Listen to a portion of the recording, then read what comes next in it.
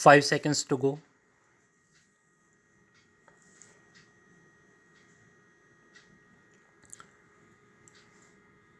Start. I did not know the blacks very well as a family, but I had run up against them in the street from time to time.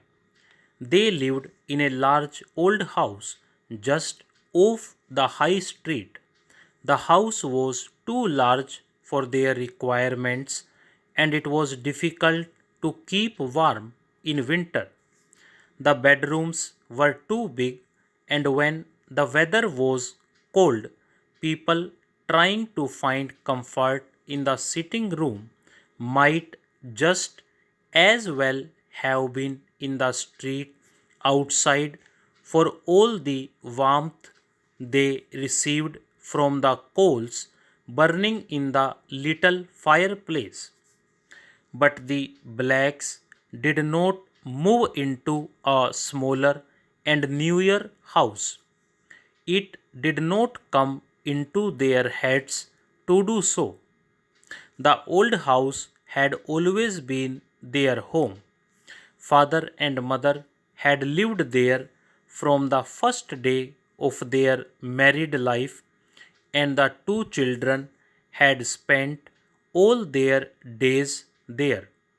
There they were, and there they were likely to be in the years to come. Modern and new houses were short in the days that followed the war, and Black himself found the situation of the old place very satisfactory because he ran an office in the high street and he could walk to or from his work in a matter of 5 minutes. This saved him time, money, and trouble, and he thought himself a very happy man in this respect. I doubt whether I ever would have gone into that house had I not offered to try to get some money for a good cause in which I was at that time interested. I went from house to house asking for money. I may add that I did not like asking other people to give up their hard won money, but on the other hand, I very much desired money for my cause, and so I was able to steel myself to go my rounds. Most people gave willingly, a little perhaps, but a large enough number of small amounts can make a large sum, and I was always thankful for anything down to the last penny. The door of the black's house was opened by a little maid who showed me into the sitting room. It was a cold afternoon, and the mother and the girl were sitting near to the fire reading. My surprise must have shown itself on my face. I looked from one to the other. The mother must have married quite young, for she was clearly under 40, while the girl was about 17. What surprised me was that the two faces looked just the same.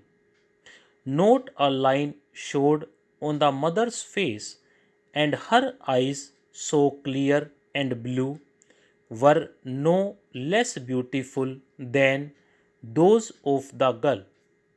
The faces were small and perfect in form. Never had I before seen such a remarkable likeness between two people of such different age.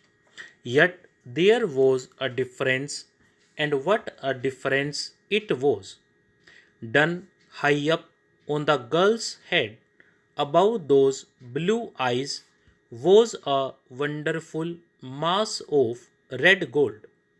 Where were the modern painters? I asked myself, waiting to paint this red gold loveliness for future people to look at. Such a wonderful thing should be seen by all the world. It was not enough for it to be kept here, not known, not loved, except by her own family. How long, I asked myself, could such color last? It seemed to burn, and I had the feeling that it would burn itself out. I turned my eyes back to the mother with her perfect face, done high up on her head in the same way, was a mass of white. I looked, and not one touch of color could I see. My face must have expressed only too clearly my thoughts, for the mother turned to me and said, "Yes, it is very beautiful. I was just like that once, and look at me now. All the women in our family are white before they are 30." Stop.